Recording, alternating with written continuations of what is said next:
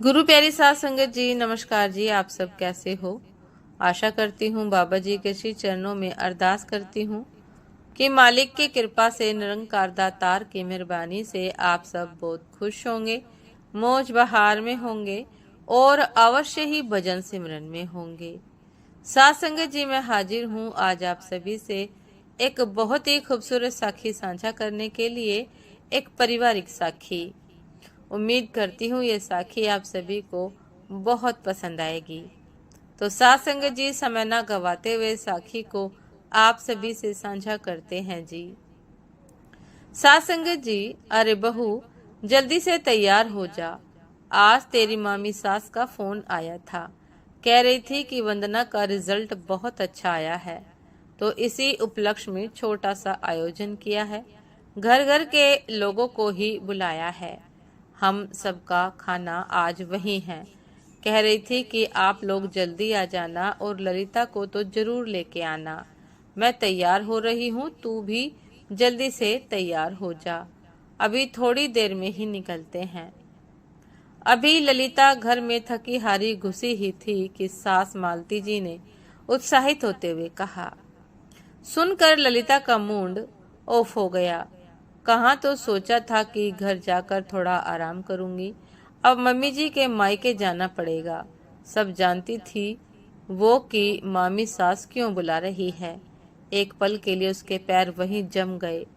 उसे वहां चुपचाप खड़ा देखकर मालती जी ने कहा, अरे बहू जल्दी कर, हमें जल्दी ही बुलाया है, जाकर थोड़ी बहुत उनकी मदद कर देंगे।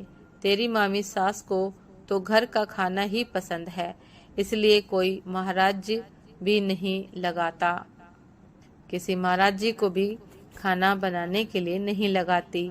अब हम तो घर के लोग हैं, जाकर सिर्फ खाते हुए ही तो अच्छा नहीं लगता। उनकी बहू ने भी कहा है कि ललिता भाभी को जरूर लेकर आना, इसलिए थोड़ी बहुत मदद करवा देंगे।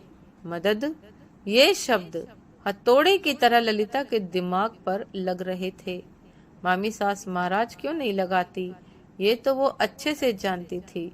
और इस मदद शब्द से तो उन लोगों का दूर दूर तक कोई नाता नहीं था। मम्मी जी जाती है उन लोगों की मदद करने के लिए, पर वो लोग तो खुद ही सारा काम ललिता पर डालकर आराम फरमाने बैठ जाते हैं। भला कौन मदद करता है उसकी? सब तो बैठ जाते हैं पंचायती करने के लिए और बहू होने के नाते लगा देते हैं ललिता को काम पर। अब 25-25 लोगों का खाना बनाना और मामूली सी बात तो नहीं है ना, कोई मामूली बात नहीं है 25-25 लोगों का खाना बनाना। और ऐसा भी नहीं कि कुछ तैयारी पहले से करके रखी हो। तैयारी के नाम पर सिर्फ सामान मंगा कर रख दिया जाता है और सब्जियां सुधार कर रख दी जाती है, वो भी सुधार के कहाँ रखी जाती है। सभी मौसी सास और मामी सास बैठकर पंचायत करते समय साफ कर रही होती हैं। इस बीच में ललिता को चाय का ऑर्डर भी देती जाती है। साथ ही साथ तारीफों के झाड़ पर भी उसकी सास मालती जी को चढ़ाती जाती हैं। अरे मालती जी, वाकई बड़ी खूब किस्मत पाई है आपने, जो इतनी अच्छी बहू मिली है। भाई कुछ भी हो, कहना पड़ेगा, ललिता पूरा काम संभाल लेती है। ये होती है तो हम बेफिक्र हो जाते हैं। और देखो ना, सबको इसी के हाथ का खाना पसंद है, इसलिए सब्जी तक बनाने नहीं देते मुझे, नहीं तो मैं कम से कम सब्जी तो बना कर रख ही सकती हूँ। मामी सास अपनी चिकनी चुपड़ी बातों को कहती तो मालती जी अपनी बहू पर बलिहारी जाती। लेकिन अभी पिछली बार की ही बात है, नाना ससुर जी का श्राद्ध था। मामी सास ने अपने नंदों के परिवारों को और अपनी बहनों के परिवारों को बुलवाया था। कुल मिलाकर के 40 लोग हो गए थे।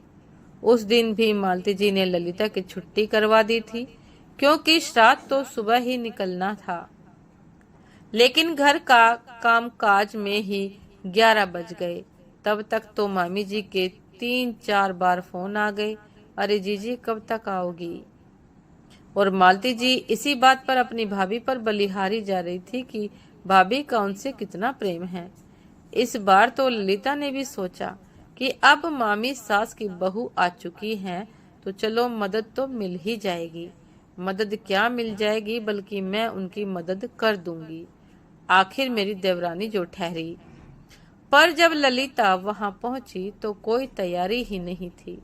मामी जी ने तो थोड़े से आटे की पूड़ी बनाकर मिठाई और सब्जी बाजार से मंगा कर भोग लगा दिया था और अब ललिता का इंतजार हो रहा था। जब मालती जी ने इस बारे में पूछा तो मामी जी बोली, अरे सबको ललिता के हाथ का ही खाना पसंद है, इसलिए महाराज नहीं लगाया। और बहू अभी नई है, उससे इतना काम नहीं होता। ललिता को तो आदत हो चुकी है। वैसे भी सबका बुलावा तो दोपहर का है। मालती जी ने तो कुछ नहीं कहा, पर ललिता को सब कुछ समझ में आ रहा था। महाराज के पैसे बचाने के चक्कर में उससे सारा काम करवा लिया जाता है और अब नई बहू के होते हुए भी ललिता को ही काम करना पड़ता है। ललिता को ही काम पर लगाया जा रहा है। पर मालती जी के कारण आखिर वहां ललिता को ही काम पर लगना पड़ा। यहाँ तक कि उनकी बेटी वंदना भी ललिता की मदद के लिए नहीं आई और सहेलियों के साथ घूमने चली गई।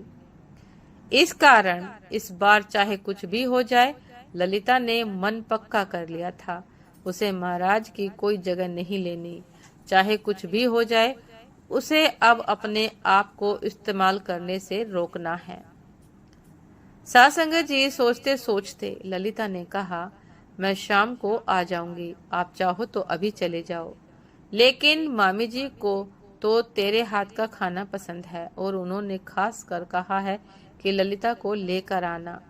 मालती जी बोली, मम्मी जी वो सब तो ठीक है, पर मैं अभी अभी तो आई हूँ, थक चुकी हूँ, मैं शाम को ही आऊंगी। अरे कभी कभार तो चलता है, रोज तो आकर आराम करती ही हो ना। मालती जी पूरा जोर लगाते हुए बोली, पर इस बार तो ललिता पूरी तरह से तैयार थी। नहीं मम्मी जी, आज वाकई मुझ में हिम्मत नहीं है, मैं शाम को ही आ पाऊंगी। वैसे भी मैं कोई महाराज तो नहीं जो इतने लोगों का खाना बनाती रहूं। मामी जी की बहू अब तो थोड़ी बहुत पुरानी हो चुकी है, वो ये काम संभाल लेगी। आप चले जाइए, आपका मायका आपको ही मुबारक। और इतना कहकर ललिता अंदर कमरे में चली गई। मालती जी को ललिता का ये सब कहना बुरा तो लगा, पर समझ में तो उन्हें भी आ रहा था। खैर उन्हें तो अपने मायके जाना ही था, तो वो अपने मायके पहुंच गई। जाकर देखा तो वहां इस बार भी कोई तैयारी नहीं थी। ललिता को उनके साथ न देखकर मामी जी बोली, अरे जीजी आप अकेली आई हो, ललिता कहाँ है?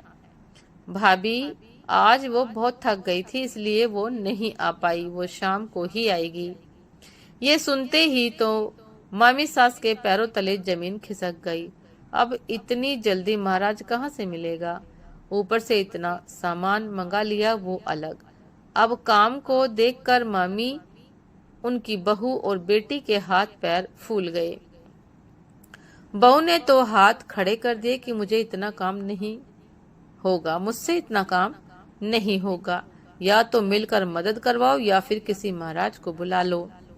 मालती जी को भी समझ में आ गया कि उनकी बहू का सिर्फ इस्तेमाल होता था। आखिरकार बहू और बेटी दोनों मिलकर रसोई में लगी। इधर मामी जी और मालती जी सब्जियां सुधारने लगी, लेकिन खाना बनने तक सबकी हालत पस्त हो चुकी थी। शाम को जब मेहमान आने लगे तब तक वो तैयार भी नहीं हुई थी। ललिता जब शाम को खाने के मौके पर पहुंची तो ना ही मामी जी और ना ही उनकी बहू और बेटी ने उनसे ढंग से बात की। पर ललिता को तो फर्क नहीं पड़ा, उसने तो खाना खाया और वहां से रवाना हो गई। अब तो ललिता ने ऐसा ही हमेशा करने लगी। अब तो ललिता ऐसा ही हमेशा करने लगी तो मामी सास को भी समझ में आ गया कि अब ललिता बेवकूफ बनने वाली नहीं। अब धीरे धीरे मामी सास ने भी सिर्फ ननद नंदोई को बुलाना शुरू कर दिया। अब तो पूरे परिवार को बुलावा होता था। अब बुलावा हुआ, वो भी महाराज काम करते थे। अब तो महाराज ही खाना वाना बनाने का काम करते थे। सास संगत जी, ये थी आज की एक बहुत ही खूबसूरत साखी, एक पारिवारिक साखी। कि परिवार में बहुत बार ऐसी ही परिस्थितियां होती हैं कि जो व्यक्ति मदद करने को तैयार होते हैं अक्सर उनका इस्तेमाल किया जाता है, जबकि ऐसा नहीं होना चाहिए। और साथ संगत जी, यदि एक ही व्यक्ति का इस प्रकार इस्तेमाल बार बार किया जाए और पूरा परिवार हाथ पर हाथ रख कर बैठा रहे, तो साथ संगत जी ऐसे व्यक्ति को सचेत रहना चाहिए। ललिता की तरह बुद्धिमता से काम लेना चाहिए। साथ संगत जी, ये थी आज की एक बहुत ही खूबसूरत साखी। उम्मीद करती हूँ ये साखी आप सभी को बहुत पसंद आई होगी। यदि पसंद आई हो साथ संगत जी तो लाइक कमेंट शेयर करना ना भूलिएगा। चैनल पर जो भी नए हैं कृपा करके सब्सक्राइब कर लीजिएगा, ताकि चैनल पर मिलने वाली सभी शब्द साखियों के अपडेट आप सभी को समय पर मिलती रहे।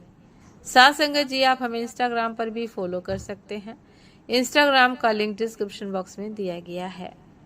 तो साथ संगत जी, दासी को भी आज्ञा दीजिए। आपसे फिर मुलाकात होती है एक नए शब्द साखी के साथ, एक नए विचार के साथ। तब तक के लिए नमस्कार जी। सदा खुश रहिए, मुस्कुराते रहिए, भजन सिमरन अवश्य करते रहिए। नमस्कार जी।